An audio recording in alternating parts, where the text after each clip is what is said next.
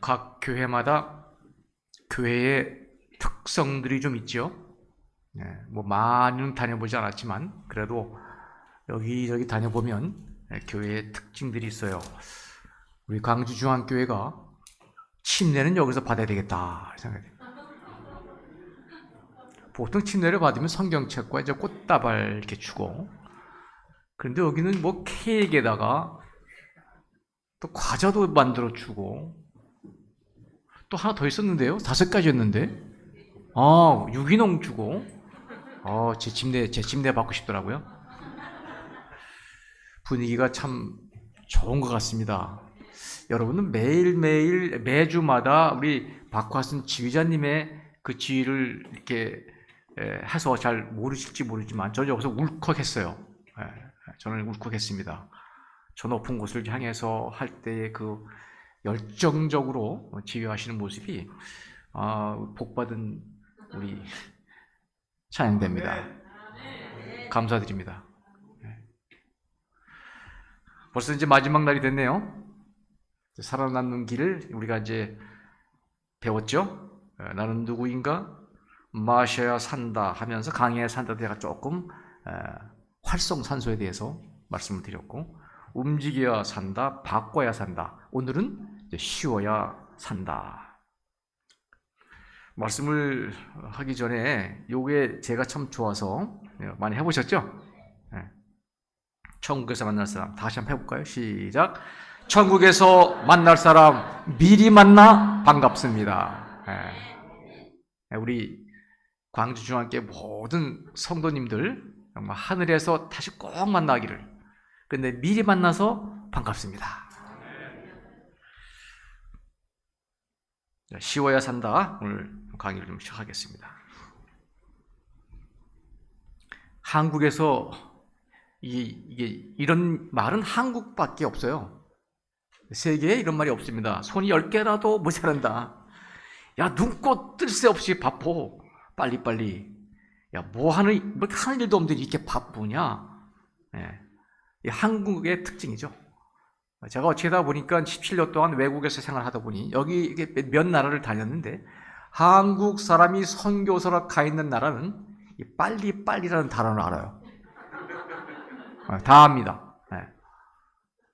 저는 이 한국 사람이 세계에 뭐 어떻게 보면 선진국 대열에 들어섰죠. 이 빨리빨리 문화 때문에 그런 것 같아요. 여러분 외국에 다녀보십시오. 한국만큼 관공서가 그렇게 빨리 친절하게 일을 처리하는 데가 없어요. 은행 가보세요. 뭐 금방 그냥 해주죠. 제가 미국도 자주 갑니다. 아들, 딸이 있어서. 거기 은행 한번 가면요, 사람들 없어요. 사람도. 그런데 한번 가면 뭐 한 3, 40분 그냥 해야 나옵니다. 뭐가. 저기 저 후진교 가면 막 한 반나절을 가야 뭐가 해요. 한국 좋은 나라입니다. 그런데 이렇게 빨리빨리 살다 보니까 뭔가가 이 리듬이 깨졌어요.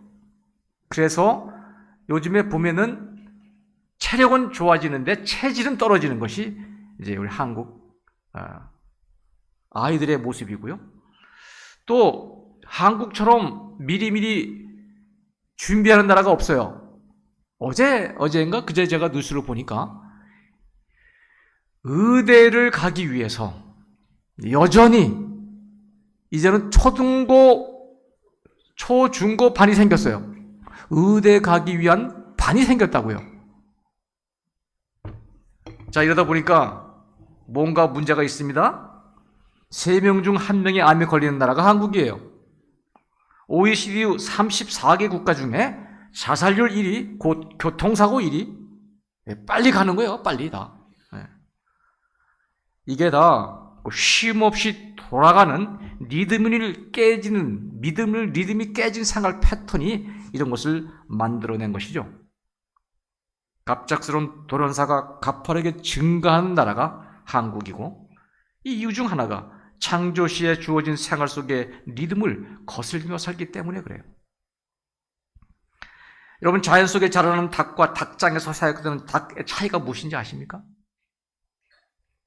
우선은 자연 속에서 기른 자연란은 하루에 한 개밖에 알을 안 납니다. 그런데 사육장에서 기르는 닭은 하루에 2개씩 납니다. 왜 그럴까요? 불을 안 꺼놔요. 24시간 불을 켜놓으니까 혼동이 왔어요. 그래서 알을 2개씩 나는데 그게 튼튼하겠어요? 네. 이것이 오늘날의 현상이에요. 밤이 낮이 되고 낮이 밤이 되고 이 밤낮이 없는 것이 오늘 한국뿐만 아니죠. 그러다 보니까 많은 질병들이 생깁니다. 여러분, 우주에는 리듬이 있어요. 60분이 지나면 1시간이 되고, 여기 24시간이 지나면 하루가 되고, 일주일이 지나면 한 주가 되고, 이것이 4주가 되면 한 달이 되고, 12달이 되면 1년이 되는 거예요. 이것이 자연의 리듬입니다. 이것을 깨트리며 살면서 우리가 문제가 있죠. 동물들은 본능적으로 이 우주의 리듬에 따라 살아요. 그래서 사실은 잡아다가 기르지 않으면 이 자연 속에 사는 동물들은 암이나 이런 것이 없는 거예요. 자기 천수를 다하고 죽는 거죠.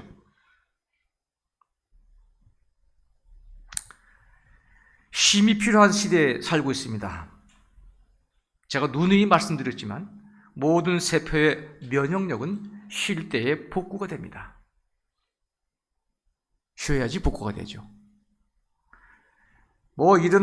이런 어떤 호르몬에 대해서는 이번에 많이 들었어요. 세로토닌, 멜라토닌 6가지 우리 이 면역력에 관계되는 이 호르몬들은 휴식을 통해서 쉴 때 나오는 행복 호르몬들이라고. 6개 행복 호르몬. 과학자들이 잘 연구해 놨죠. 세로토닌은 안정감을 주고 평화로움을 주고 평강을 주고, 멜라토닌, 엔도르핀, 시토키닌, 도파민, 오키토닌, 이 6개가 행복 호르몬인데 우리가 제대로 잘 쉴 때 쉬고 일할 때 일하고 이때에 이런 행복 호르몬이 많이 나와서 우리가 이런 행복을 누릴 수가 있는 것이죠. 많이 있지만 그 중에 이 P53이라는 유전인자가 복구된다는 사실이 있습니다. 이 P53이 뭐냐? 우리가 충분한 휴식을 취할 때 이 암세포를 억제하는 P53이 이 유전인자인데 복구가 된대요. 이게 복구되면 다시 이 복구된 P53이 세포에게 휴식을 또 제공해주고, 그렇게 해서 어떻게 해요? 선순환이죠. 그럼 세포가 휴식하면 면역력이 복구되고 손상세포가 회복되고 항상성이 유지되고 각종 암 질병들이 치료가 되는, 쉼이 굉장히 필요합니다. 이렇게 중요한 휴식, 에덴에서 아담 하와에게도 줬을까요? 하나님께서? 참 주고 말고죠. 사람을 딱 창조하고 나서 하나님께서 7째 날에 이렇게 말씀하십니다. 하나님이 그가 하시던 일을 7째 날에 마치시니 그가 하시던 그 일을 그치고 7째 날에 뭐 하시니라? 안식하시니라. 그러면서 사람에게도 안식하라고 계명을 주셨어요. 안식의 계명을. 그래서 7째 날에 쉬었으니 너희도 쉬어라. 이날에 내가 너에게 복 주고 너희를 건강하게 해주겠다. 이런 얘기죠. 이 진정한 쉼이 무엇일까요? 이 진정한 쉼과 영원한 생명을 우리가 성경 속에서 좀 우리는 찾아볼 수가 있습니다. 요한복음 3장 16절이죠. 너무 잘 아는 복음이죠. 하나님이 세상을 이처럼 사랑하사 독생자를 주셨으니 이는 그를 믿는 자마다 멸망하지 않고 어떻게 된다고요? 영생을 얻게 하려 하심이라. 하나님께서 이 세상에 사람을 만들고 이 우주를 창조하실 때에 이렇게 살다가 죽고 살다가 시들고 이렇게 만들지 않으셨죠. 영원하게 만드셨죠. 그러나 우리가 잘못 선택함으로 이런 불행한 일이 생겼는데 다시 하나님께서 우리에게 회복시켜 주시고 기회를 주시고 다시 영생을 주시겠다는 거예요. 이 땅의 삶은 우리가 회복의 과정 중에 있는 삶입니다. 진실로 진실로 너에게 이르노니 믿는 자는 영생을 얻었고 심판에 이르지 아니하나니 사망에서 생명으로 옮겼느니라. 조건이 그렇게 어렵지 않아요. 예. 박사학위를 따야 영생을 주겠다. 이렇지 않아요. 제가 여기 지금 하나 걸어놨죠? 여기 보건학 박사라고. 제가 10년을 거쳐서 저 하나 딴 거예요. 10년을 거쳐서. 굉장히 어렵게 땄습니다. 근데 써먹을 데가 없어요. 그냥 여기 하나 걸려 있는 거예요. 하늘나라 가는데 이런 거 필요 없어요.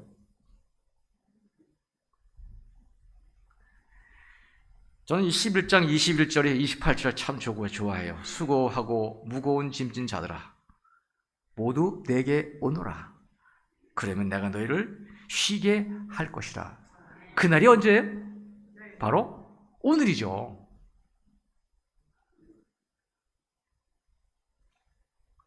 하나님께서 우리에게 이 평안과 쉼을 주기 위해서 여러분 모두를 초청하는데 이 세상에 80억의 사람 중에 얼마나 많은 사람들이 이 안식일에 이 쉼과 평안을 누리기 위해서 앉아 있을까요? 여러분들은 선택된 백성이에요. 선택된 백성. 이걸 모르고 어떻게 해요? 한 번이라도 더 나가서 일을 하고 벌자고 하다가 여러분들은 그런 경험을 얼마나 많이 했습니까? 이제 자리 잡고 아주 살만하니까 어떻게 돼요? 덜커덕 병에 걸리는 사람이 수없이 많습니다. 쉼을 물리치고 쉼을 누리지 아니하고 앞만 보고 달리다가 결국에는 그런 끝을 맞이하죠. 그래서 하나님께서 쉬라고 하신 거예요. 쉬라고. 이분이 하나님께서 이렇게 우리에게 말씀을 해주십니다. 마가복음 6장 31절에 이르시되 너희는 따로 한적한 곳에 가서 잠깐 뭐하라? 쉬어라 하시니 이는 오고 가는 사람이 많아 음식 먹을 겨를도 없음이니라. 예수님이 제자들이 쉼이 필요한 걸 아셨어요. 그분도 쉼을 많이 하셨지만 한적한 곳에 가서 기도하고 그분들 그렇게 쉬셨어요. 쉼은 성경의 원칙입니다. 성경의 법칙이에요. 저는 학생 시절에 믿음이 그렇게 좋지는 않았지만 뭐는 기다렸냐면 안식일은 기다렸어요. 안식일은 무조건 아버님이 이제 어쨌든 우리는 신학을 하셔서 저를 어렸을 때부터 끌고 다니셨으니까 안식일은 아무것도 안 하고 쉬는 날이다라는 것을 저도 알고 있었어요. 그렇기 때문에 안식일은 저 좋은 거예요. 안식일은 학교도 안 가죠. 시험이 돼도 내일 모레가 시험이라도 안식일 되면 전 좋았어요. 핑계대고 아무것도 안 했으니까요.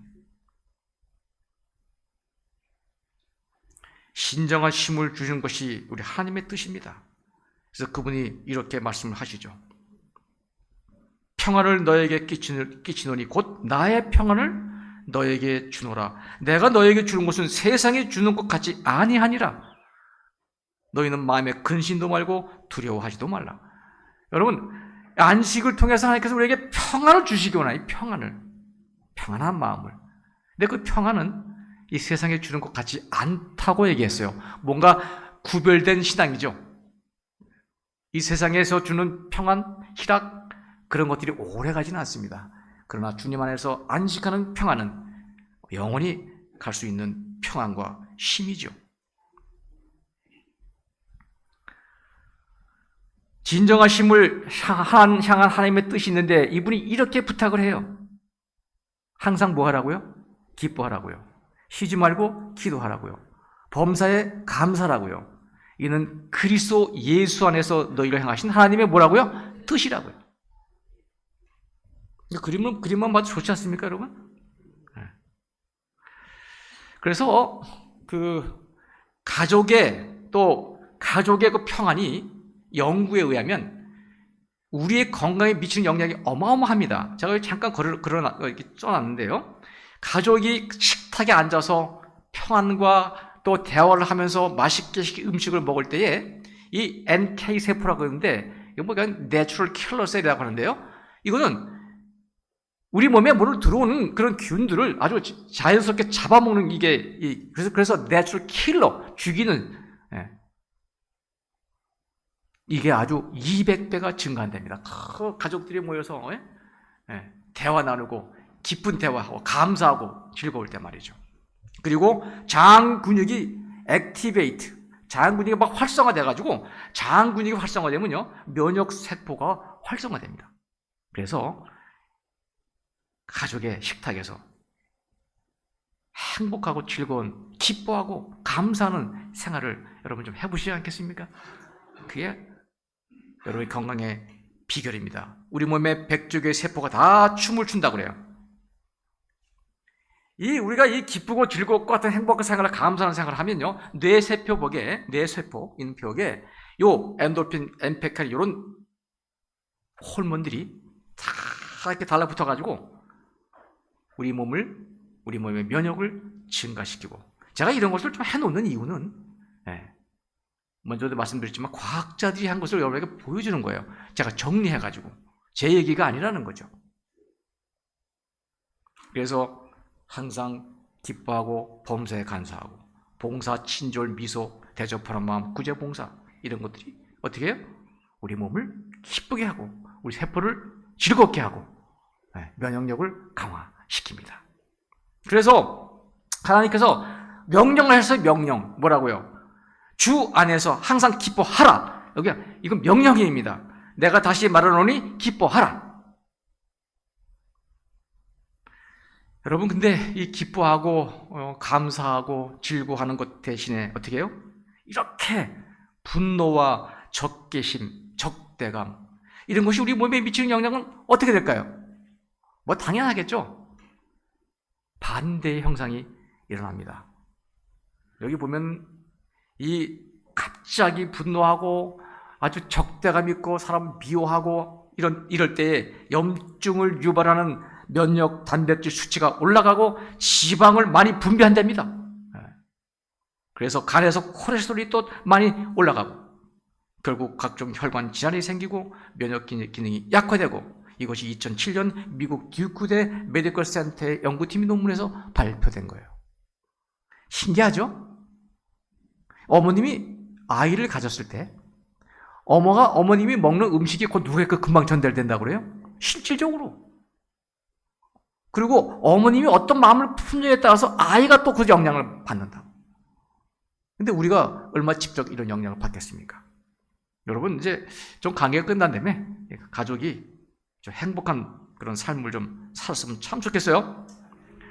자, 성경이 밝히는 분노의 실체다. 여러분 이것은 이제 성경이 있는 거니까 눈으로 보시면 금방 알겠죠? 노하기를 더디하는 자 용사보다 낫고, 어리석은 자는 그 노를 다 드러내어도 지혜로운 자는 그 노를 억제하고. 성경이 얼마나 이런 것들에서 제가 다 찾다가 몇 개만 이렇게 올렸어요.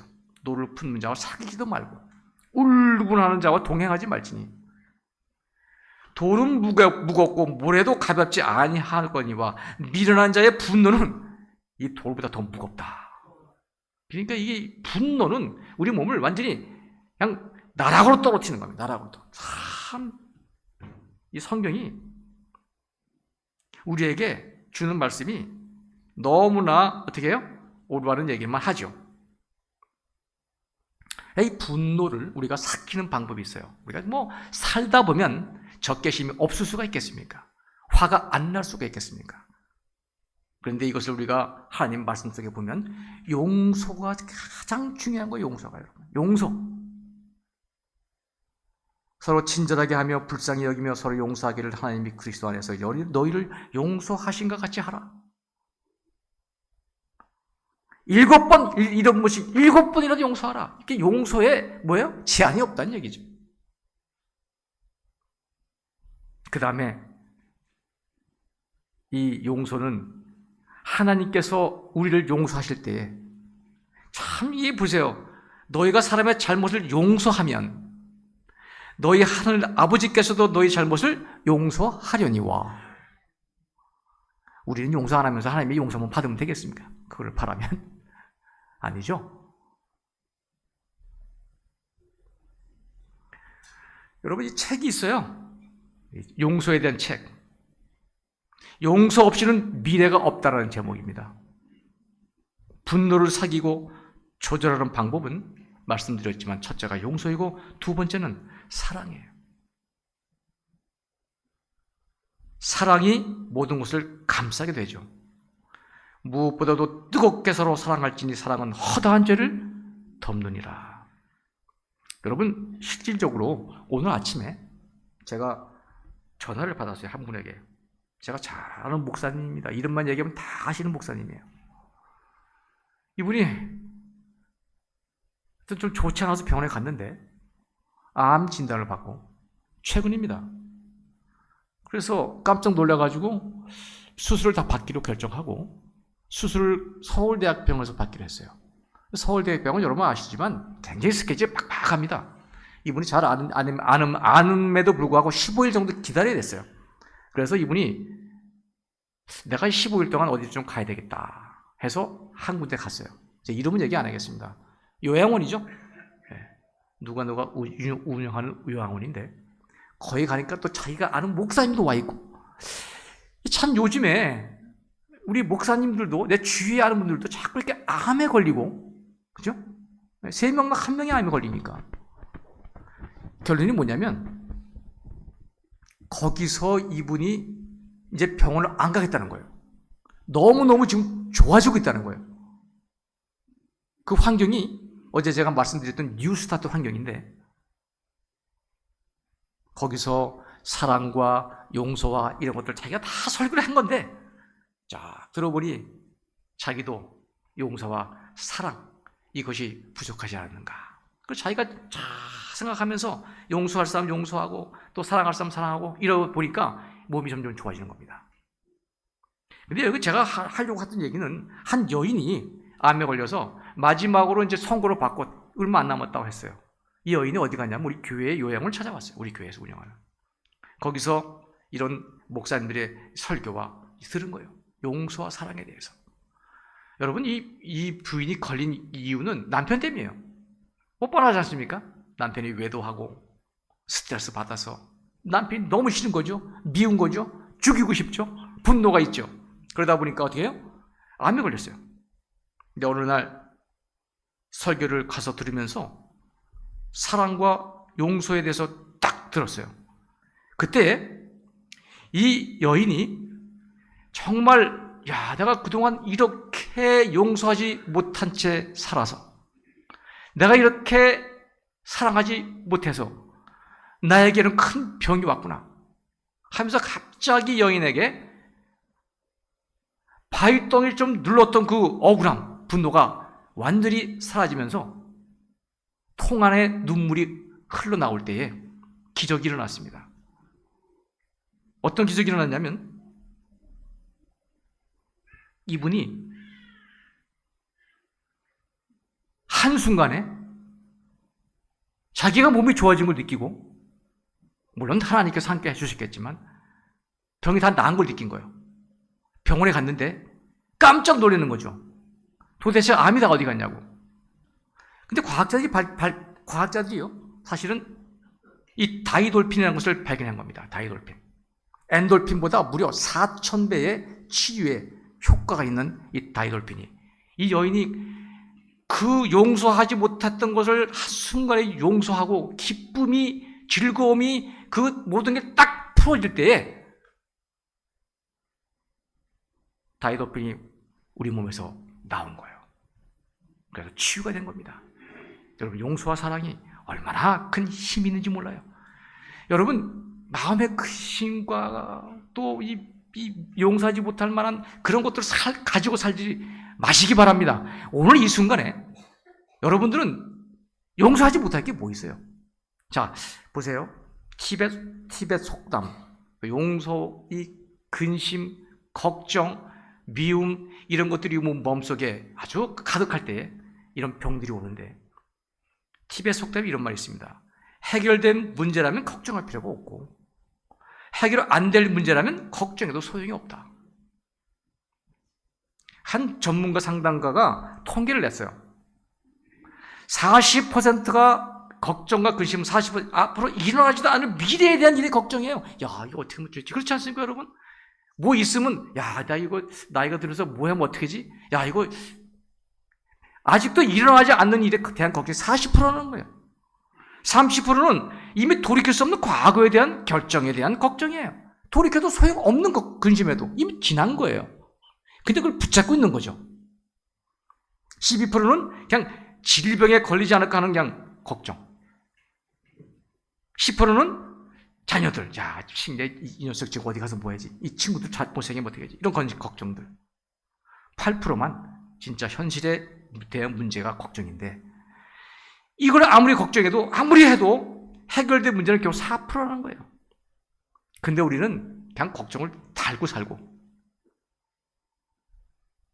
다시 한번 말씀드립니다. 마태복음 11장 28절에 여러분이 가진 분노와 미움과 걱정과 근심을 누구에게? 우리 하나님께 다 가지고 나가시기 바랍니다. 이 안식일에 말이죠.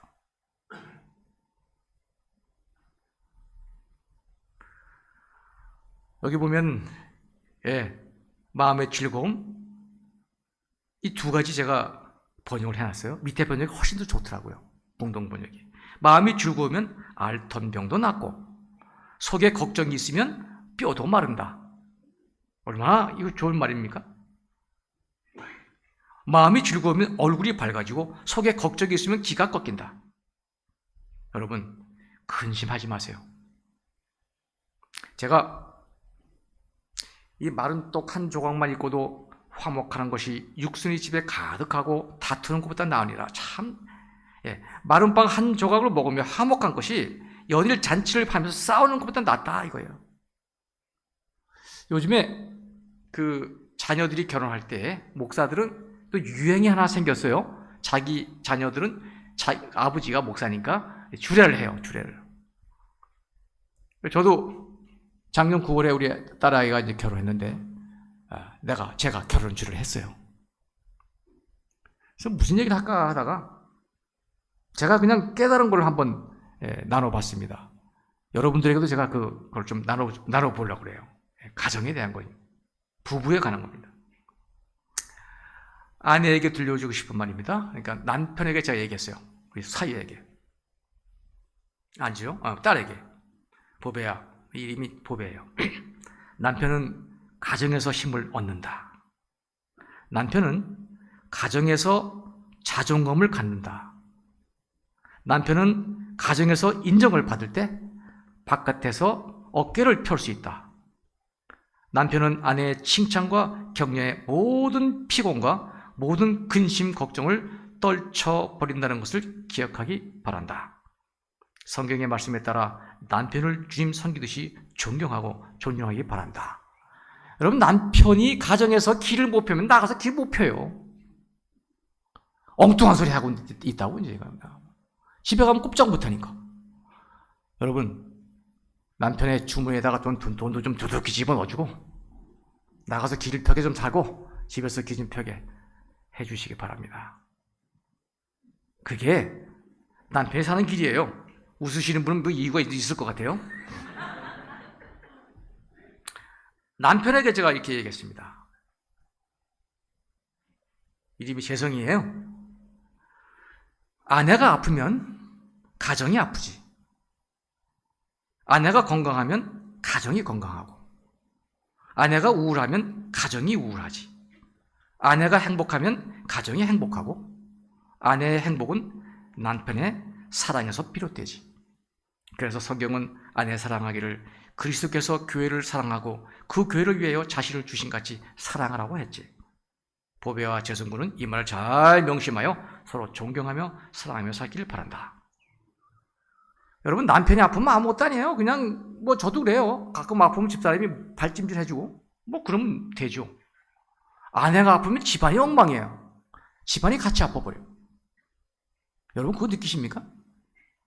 저는 뭐 늦게 좀 철이 들었어요. 그래서 아침에 일어나서 이렇게 아내가 일어나서 부엌에서 콧노래를 부르면 오늘은 맑은 날이죠. 오늘은 집안이 맑아요. 아내의 표정과 아내의 가슴이, 아내의 마음이 가정의 마음이에요. 여러분, 남편들 잘해 주시기 바랍니다. 자, 이렇게 해서 이 가정의 이 행복이 여러분에게 얼마나 큰 기쁨과 즐거움을 주는지를 여러분이 꼭 명심하시기를 간절히 바랍니다.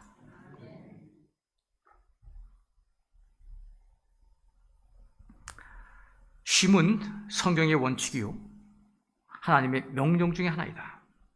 잘 보십시오. 하나님이 그가 하시던 일을 일곱째 날에 마치시니 그가 하시던 일을 그치고 일곱째 날에 안식하시니라. 그러면서 아까도 말씀드렸지만 이 안식에 대해서 쭉 설명을 하셔요. 여러분, 하루는 뭐가 어떻게 해서 하루가 되죠? 지구가 자전을 하면 하루예요. 뭐 그거는 뭐 이미 밝혀진 이야기입니다. 한 달은 어떻게 되죠? 한 달은 달이 지구를 한 바퀴 돌면 그게 한 달이에요. 1년은요? 지구가 태양 주위를 돌면 그게 1년이에요. 이건 분명히 밝혀지는데 이 일주일 제도는 어디서 나오는지 과학자도 모르는 거예요. 이 기원이 일주일의 제도가 어디서 나오는지 모르는 거예요. 오로지 성경에서만 발견될 수 있는 제도예요. 여러분, 인생의 3분의 1이 쉼입니까? 우리가 보통 8시간 일하고, 그죠? 8시간 자고, 8시간 뭐 해죠? 먹고.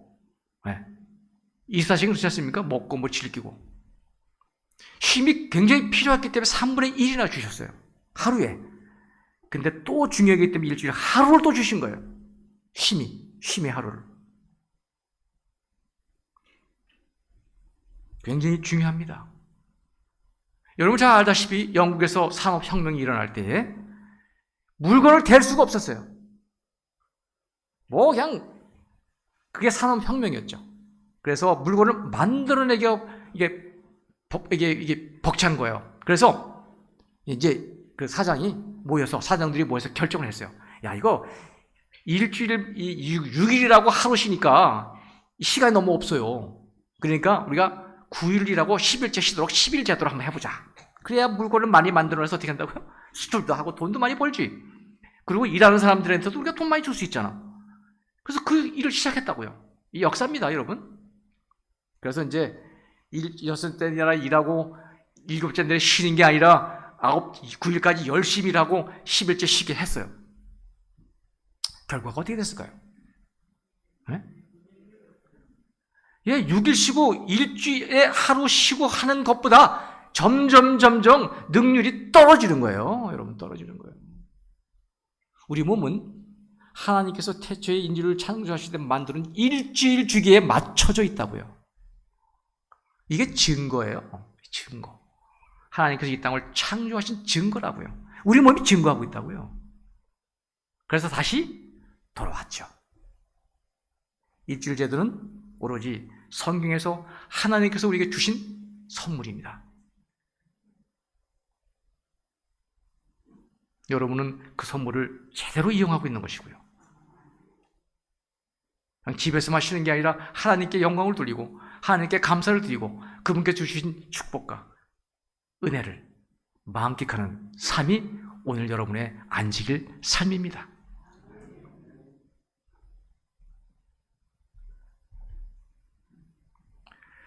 이제 제가 말씀을 좀 줄이려고 합니다. 여러분 일주일 동안 한 5일 동안 수고 많으셨어요. 이제 설교를 듣고 끝까지 참석해 주시고 우리가 다시 한번 하나님께서 우리에게 어떤 일을 주셨는지 여러분 꼭 명심하시기를 바랍니다. 한 번만 더 우리가 복습을 하겠습니다. 나는 누구인가? 나는 누구인가? 이제 대답하셔야지. 하나님의 형상을 따라 만들어진 아주 귀한 존재라고요. 가치 있는 존재라고요. 마셔야 살고 강해져야 삽니다. 면역력이. 움직이십시오. 그리고 여러분의 잘못된 습관을 바꾸십시오. 대부분의 병이 생활 습관병이라고요. 생활 습관만 바꾸면 고쳐진다고요. 오늘 배웠던 쉬어야 산다. 여유 있게 좀 쉬면서 모든 것을 회복하면서 사시게 되기를 간절히 바라고 한 해 다시 만나게 되기를 바랍니다.